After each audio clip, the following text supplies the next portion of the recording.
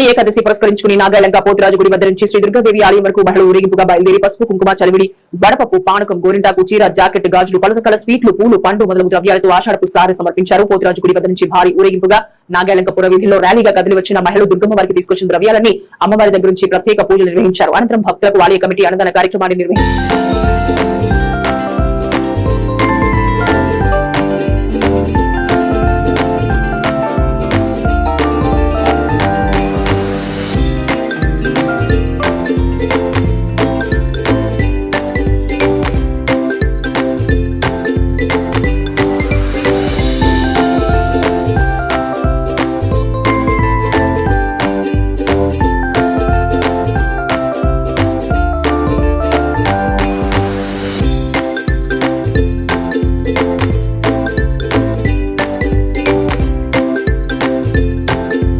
తదుపరి ఊరేగింపుగా పాండురంగ స్వామి దేవాలయంలో ఉన్న రాధారుక్మిణి సత్యభామలకు సారి సమర్పించారు.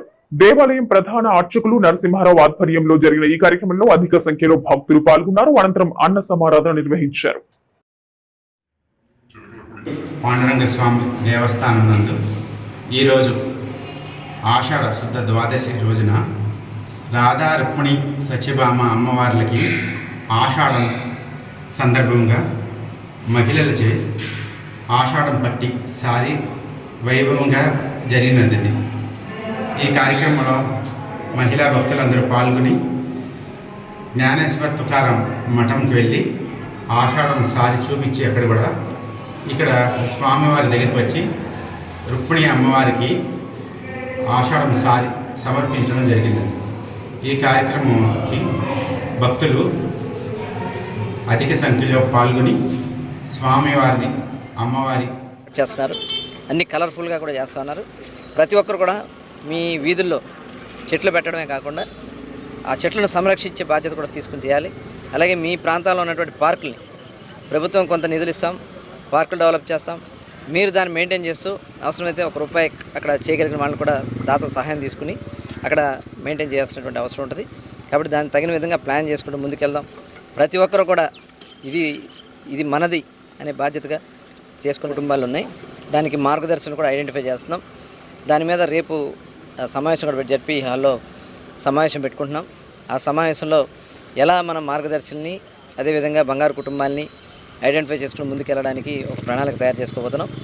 ఒక 10 రోజుల్లో 100% అందరినీ కూడా ఎవరెవరు 8,000 కుటుంబాలకి హ్యాండ్ హోల్డ్ ఇచ్చి చేయూతనిచ్చి వాళ్ళని పైకి తీసుకురావడానికి వాళ్ళ విద్యాపరంగాన వాళ్ళకి ఏదైనా డైరెక్షన్ ఒక మెంటర్స్గా వాళ్ళకి ఒక డైరెక్షన్ చూపించే వారికి మార్గదర్శకులుగా ఉండాలనేది ఈ లక్ష్యం. అలా చేసుకోగలిగితే రాబోయే 2029 నాటికి 100% మరి పేదరికం లేని సమాజ నిర్మాణానికి అవకాశాలు ఉంటాయి. దానికి తగిన విధంగా వెళ్దాం. అలాగే విజన్ 2047 చేస్తాం. ఆ విజన్ 2047 ద్వారా 15% వృద్ధి రేటుతో ఎదురుగుండా అదేవిధంగా స్టేడియం వెనక పక్క ఈ రోడ్డుని ఎంతో అందంగా తీర్చిదిద్దాలని బాధ్యత గల ప్రభుత్వం పిలుపునిస్తే ధాత్రి సెలబ్రేషన్స్ అనే గెస్ట్ హౌస్ అనుకుంటుంది. వాళ్ళు చొరవ తీసుకుని దాదాపు 150 మొక్కలు తీసుకొచ్చి కేవలం ఏదో మొక్క దీనికి కాకుండా పూలు చక్కగా అందంగా ఈ బజార్ అంటే టోటల్గా బందర్ రాబోయే కాలంలో అందాల బందరుగా మార్చడానికి ఇది ఒక తొలి సోపానం అని మాత్రమే మనవి చేస్తూ ప్రతి చోట కూడా మరి ఈ రకంగా ప్రతి వాళ్ళు మొక్కల్ని పెట్టడం కాదు అని పెంచే బాధ్యత తీసుకున్నప్పుడు మరి మన అందరి ఆలోచన సఫలీకృతం అవుతుంది. ఆ రకంగా దాతలు ముందుకు రావాలని కోరుకుంటూ అదేవిధంగా స్టేడియం పేరుకు స్టేడియం ఏదో హడావుడిగా కట్టేశారు. నువ్వు అటు కూడా చూపించయ్యా. అటు పార్టీ ఆఫీస్ మట్టుకి బ్రహ్మాండంగా కట్టుకున్నారు. దీన్నేమో ఒక రేకుల షెడ్లాగా పెట్టారు. వర్షం పడితే మొత్తం మునిగిపోతుంది. ఇది ప్రజలకు అవసరమైంది, వాళ్ళకి అనవసరం.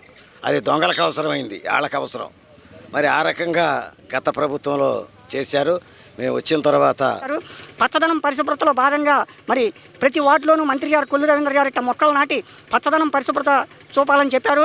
అందులో తొలి అడుగులో భాగంగా మరి మా 45, 46 డివిజన్లలో మేము మొక్కలు నాటడం జరిగింది.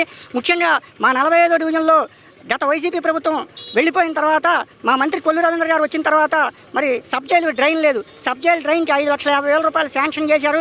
అలాగే నారాయణ స్కూలు, రెవెన్యూ కళ్యాణ మండపం ముందర 2 అప్రోచ్లు 1,25,000 పెట్టి 2 అప్రోచ్లు.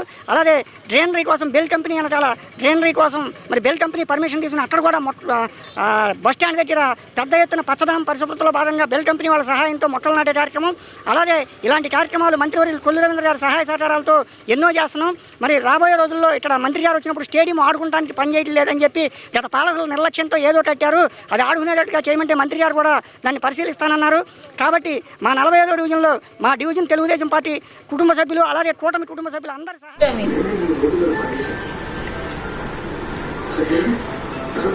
దాని మీద కాలేసి పడుకోబెట్టినట్టు కూడా పెట్టారు.